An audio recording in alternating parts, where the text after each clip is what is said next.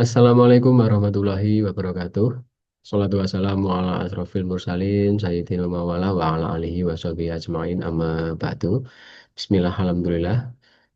Perkenalkan terlebih dulu, nama saya Doni Rano Firdaus.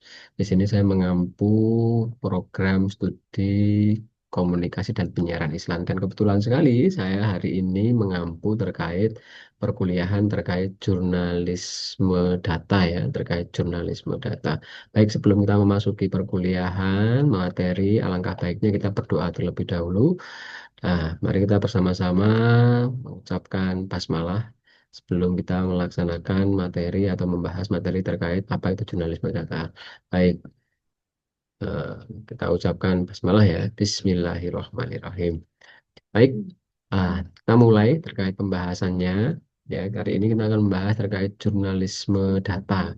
Ya, jurnalisme data ini kita lebih spesifik ke scraping data ya, terkait scraping data. Nah, scraping data. Ini nanti apa sih yang dimaksud dengan scraping data itu? Ya, terkait apa yang dimaksud dengan scraping data ya, terkait scraping data ya, scraping data di sini yaitu adalah suatu proses ya di mana eh, kita akan mengekstrak suatu informasi dari sumber-sumber informasi biasanya melalui web ya atau perangkat-perangkat lunak, kemudian nanti kita akan susun formatnya secara rapi dan struktur sehingga itu nanti bisa untuk kita jadikan sebagai sebuah sumber ya yang menghasilkan suatu informasi yang tersusun dan bisa dipahami dengan baik. Sebenarnya dalam format scraping data ini tidak lepas dari apa namanya jurnalistik ya, di mana proses kegiatan dalam mencari sebuah informasi, kemudian mengolah informasi, menyusun informasi sampai dengan menyebarluaskan informasi. Scraping data ini lebih menekankan pada bagaimana cara seorang jurnalis mencari dan mengolah suatu informasi sebelum menyusunnya dan menyebarluaskannya. Lah, apa manfaat dari scraping data sendiri? Jadi manfaat dari scraping data sendiri di sini ada empat. Yang pertama, kita mampu untuk mengakses suatu informasi yang awalnya tidak terstruktur menjadi suatu yang terstruktur, ya, sehingga mudah untuk dianalisis.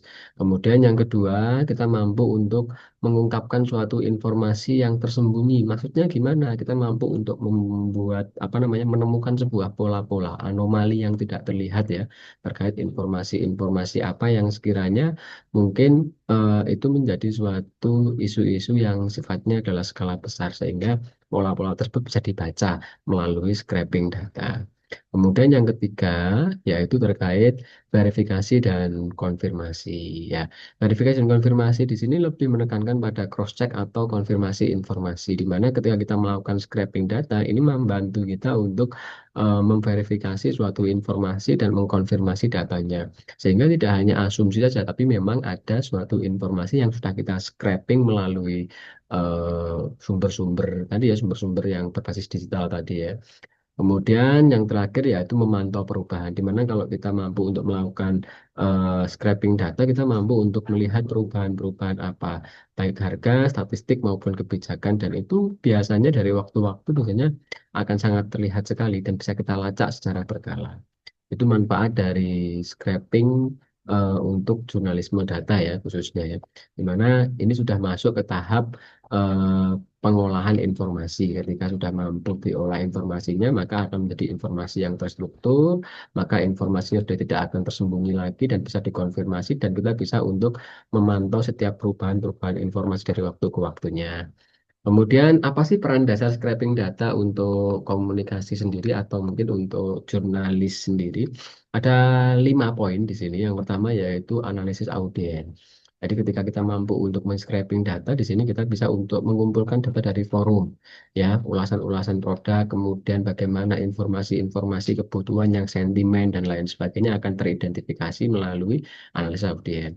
Kemudian ada pemantauan reputasi, mampu untuk melacak penyebutan merek organisasi di berbagai platform online. Kemudian identifikasi tren, menemukan topik yang sangat hangat ya, kata kunci populer atau narasi yang berkembang saat ini, trennya apa nih ketika kita melakukan scraping, maka kita bisa untuk mengidentifikasi. Jadi eh, scraping ini sebenarnya hampir sama kayak ini ya, apa namanya, kalau kita bilang kalau trennya anak sekarang itu kalau di dunia media sosial itu apa namanya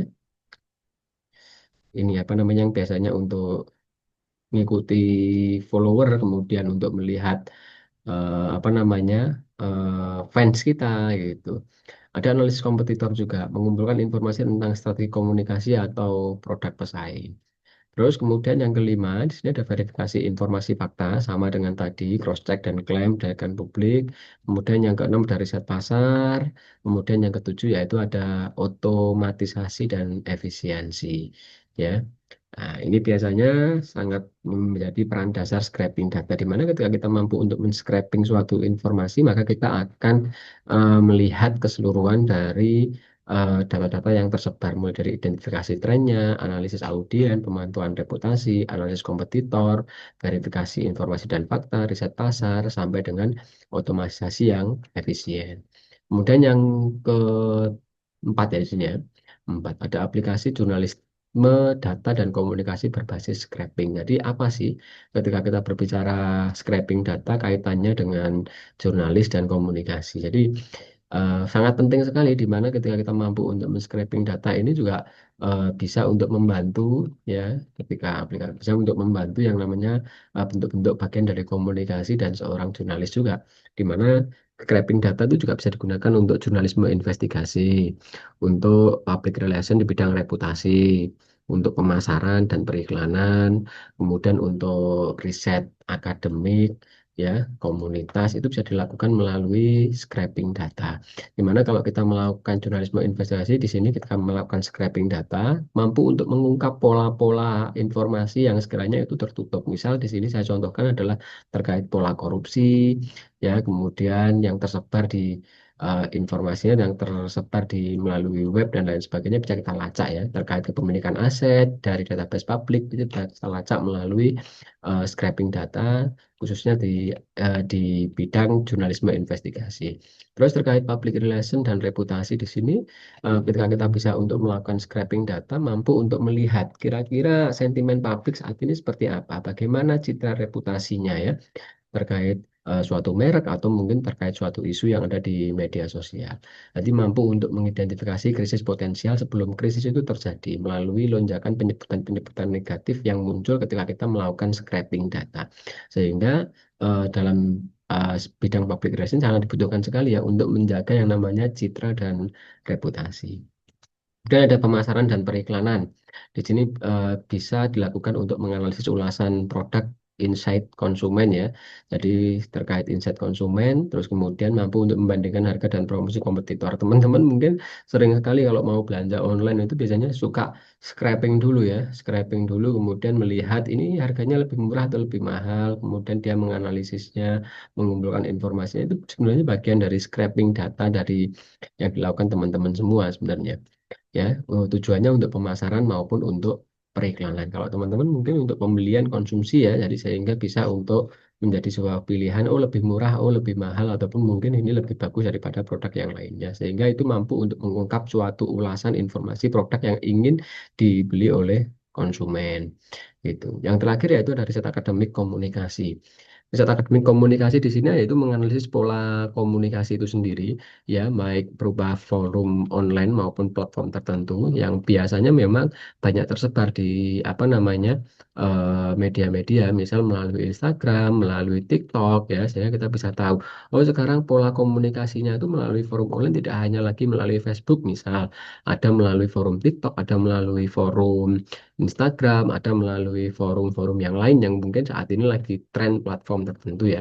Sehingga studi tentang framing berita atau diskursus publik itu tidak melulu hanya melalui suatu informasi yang terfokuskan pada satu sumber, tapi beberapa sumber karena ada platform-platform yang saat ini memang lagi tren yang lagi banyak digunakan oleh audiens. Gitu ya. Itu terkait aplikasi jurnalisme data dan komunikasi berbasis scraping. Salah satunya ada empat tadi yang bisa dimunculkan. Kemudian kesimpulannya apa? Jadi kesimpulannya di sini yang namanya scraping data itu adalah suatu alat yang esensial bagi jurnalis dan profesional komunikasi di era digital. Jadi alat di sini bukan hanya keterampilan teknis, tapi alat di sini yaitu suatu alat investigasi yang kuat bagi seorang jurnalis. Jadi seorang jurnalis ketika dia memiliki atau menguasai kemampuan terkait scraping data, maka dia memiliki suatu keterampilan teknis ya untuk menggunakan suatu alat investigasi yang sangat kuat sehingga tidak hanya asumsi tapi bisa berdasarkan suatu sumber data yang bisa diverifikasi secara jelas ya. Mungkin itu dari apa yang bisa saya sampaikan. Ada kurang lebihnya saya mohon maaf. Semoga apa yang kita pelajari hari ini bisa bermanfaat ya. Mari kita tutup perkuliahan hari ini dengan bacaan hamdalah. Alhamdulillahirabbil alamin. Ada kurang lebihnya saya mohon maaf. Wallahul muwaffiq ila aqwamit thoriq. Wassalamualaikum warahmatullahi wabarakatuh.